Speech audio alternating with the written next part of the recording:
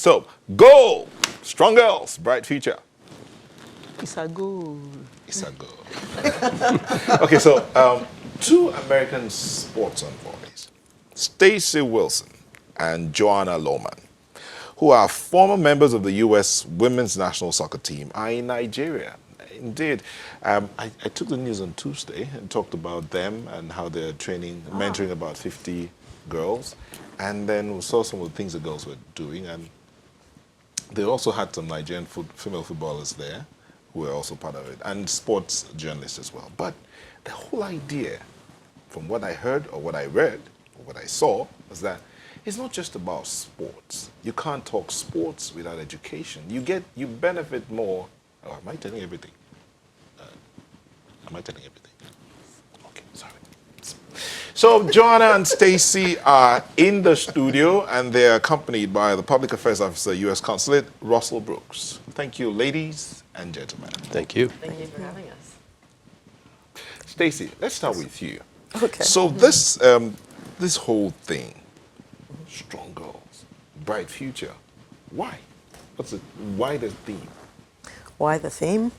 Well, we were made aware of problem, human trafficking. It's a very serious issue, and we felt like one of the strongest ways that you can affect that is through education and helping the girls become strong girls, and that will help them avoid situations.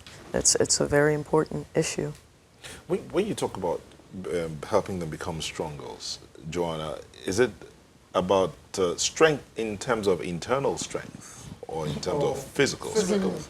I think it's both. We Okay. talked about being in control of your body and your mind, and being in control of your body is physical fitness, playing sports, and then being in control of your mind is education. And those were two parts of our program that were the most important, is educating the girls on human trafficking, making them aware of the issue, and then showing them a different future, showing them you could play sports, you could play football, and it can be a joyous occasion, it can be a different option for your life. Before I come to you, Russell, let me come back again to Stacey. Now, you chose to deal with girls in the public schools, not the private schools. Why? Well, I can only assume, I know that the most vulnerable people to human trafficking are those that have less financial means. So I can only assume that that had something to do with it. I know that we chose where we went, Edo State, because that area specifically has a lot going on there. Russell would probably be able to handle that. Okay. And the answer to your question is we do such programs specifically to try to benefit those who are underprivileged, those who are somewhat marginalized. And in Nigeria, like in other places, you're more likely to find them in the public school system as opposed to private schools. We can only help in this sort of program a certain number of people. If we're going to do that, we want to try to achieve the maximum benefit. And in Nigeria, the maximum benefit, those who could appreciate it the most, will be those in public schools. Russell, is this sponsored by the U.S. Embassy? Absolutely. Now, we are working with a local partner, Fortum Inspire, a local group that is also interested in doing things in the sports realm, specifically for women and girls. And we were very privileged to work with them. They did a fantastic job, so we were able to provide the financial support for them. And we certainly worked closely with them in designing the program. And most importantly, we were able to recruit two excellent envoys. I say that not just because they're sports envoys. I describe them as magnificent envoys for the United States government, for the United States people, for our values and our principles. They did an excellent job here in Nigeria, as they have done in other parts of the world. So we were very privileged to have them come here. Okay. Tell us, before I get to Joanna, what has your experience been like? I mean, working with the girls, what are the vibes you got? How did they relate with you? Overall, it's been an amazing experience. As a coach, this is really what I love connecting with players. And here in Nigeria, I felt like the girls were extremely receptive. They've asked for my WhatsApp number and things like that, and already we've exchanged photos, and they're just really delightful. They ask questions, talk about them wanting to play football, things that they can do. So I just was really happy to be with them, and hopefully I will stay connected, and some do have some ideas and they want a little bit of guidance. Approximately what ages were these girls? I believe mostly between about 13 and 18. There were a couple over 18, but the majority were in that range. Not too old to start sports? Oh, no, not too, no. You're never too old to start sports. Well, it depends on what you mean by starting sports. Again, they're stressing the need for physical fitness, that you're never too old to be physically fit. Okay. If you're asking, are they too old to become professional athletes? Well, that's not really the goal. Okay. We're utilizing... Some would be interested in becoming Well, that's professional. possible. Yeah. But I think even if we were in the United States and we were talking to a similar group of young girls, everyone's not going to be a professional athlete, but all of them should focus on their education. All of them should want to feel empowered to achieve whatever they want to in life. We would be saying the exact same thing if Stacy was talking to the people she coached in Florida, or if Joanna was talking to maybe a group of young women in the Virginia area. I think the messages would be similar. But what's a bit different here is we focused on human trafficking because we know that is such a very, very distressing problem in Edo State. Joanna, give us your experience with the girls.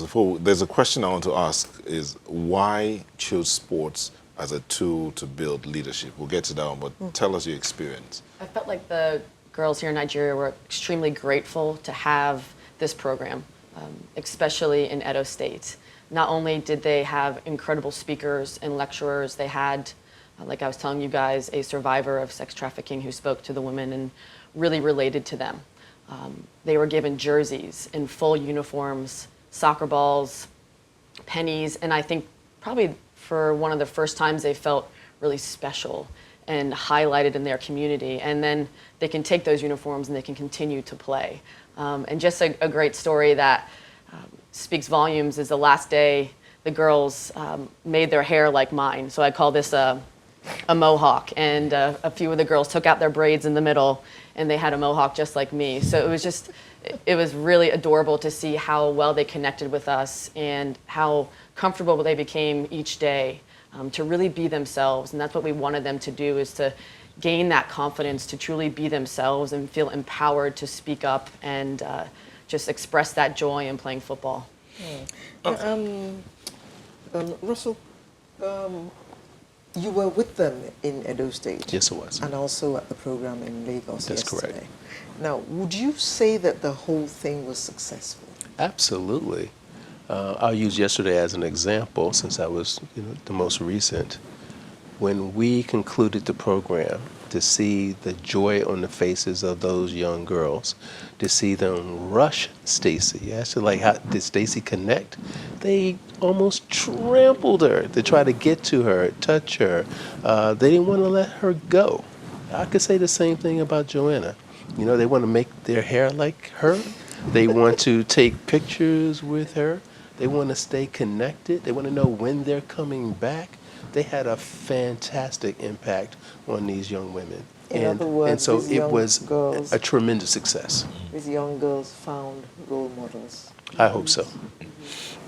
The question then is, why did you decide to use sports to build leadership? Sports is a place where, in order to be successful, you have to have some great habits. You have to be Disciplined. Exactly. Disciplined, dedicated, hardworking, willing to sacrifice. Sports involves other people, so you have to have a heart. So sports is a perfect place to get their attention as well as bring in the other issues, awareness.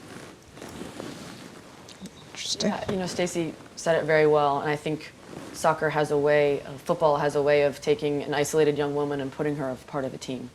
And it's very empowering to be a part of something.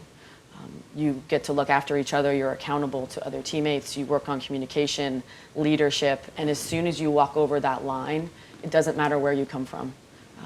We could be from America, you could be from Nigeria, anywhere in the world, any socioeconomic background, you're then a part of a team reaching for the same goal. And that's something that I've seen all over the world in these programs, is that it has an incredible ability to break down barriers.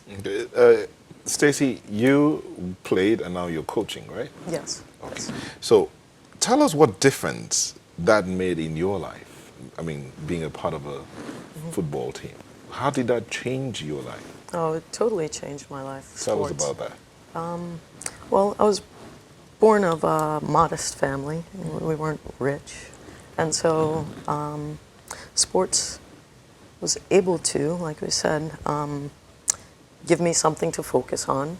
I had a lot of, every teenager has a lot of distractions, things during the time. So really I found that it gave me a sense of pride, and I didn't fall into the things that I saw some of my peers doing. I was able to receive a full scholarship to the University of North Carolina. And during that time, I say that I was an athlete who really enjoyed the physical side of the game. Obviously. But when I was in the weight room or training, I really studied it, tried to learn why we did what we do. And now I make a career coaching because of, my playing experience. So now I get to, for me, it's a dream to be able to come to Africa to work with girls. And that, so it's continuing to have a really positive impact and constantly changing my life in a positive way. Is this your first time in Africa? No, this is my 4th time, and I don't want to leave. Russell, did you hear that? Can't keep her, Yeah. but you will be invited back. Okay. So, Joanna, she's given us a bit of her life and Yeah. what sports did. Would you say that's the same for you? Yeah, absolutely. And These are things you shared with the girls. oh, yeah. I think sport gives you the opportunity to get knocked down and to pick yourself back up again. I think that was a major part of my life, is learning about failure and how to be resilient and come back from failure. And, just something really remarkable is the jersey I'm wearing today is of one of my good friends who's Nigerian, Francesca Ordega, who plays for the Super Falcons. I never would have met her without football. I played with her on my professional team. I learned about Nigerian culture. So sport has a way of empowering the individual and then also empowering the group, because you're brought together and you get to learn about each other. When you lost the game, how did that make you feel? How did you react to it? Depends on what game it was, but I've lost some pretty big games, and it was heartbreaking for sure. But also too, I think you learn some perspective, and you learn that life will go on. It hurts in the moment, but you're going to get over it, and you're going to come back from it, and to use it as fuel to be stronger. Russell, the fact that this project came into Nigeria, and I'm sure this is not the first of its kind. It's gone to other places around the world? Well, if you mean, have we sent sports envoys Yes. to other parts of the world, the answer is absolutely yes. Okay. We have an office in the State Department in Washington who focuses on utilizing sports diplomacy as a means of, again, spreading our values.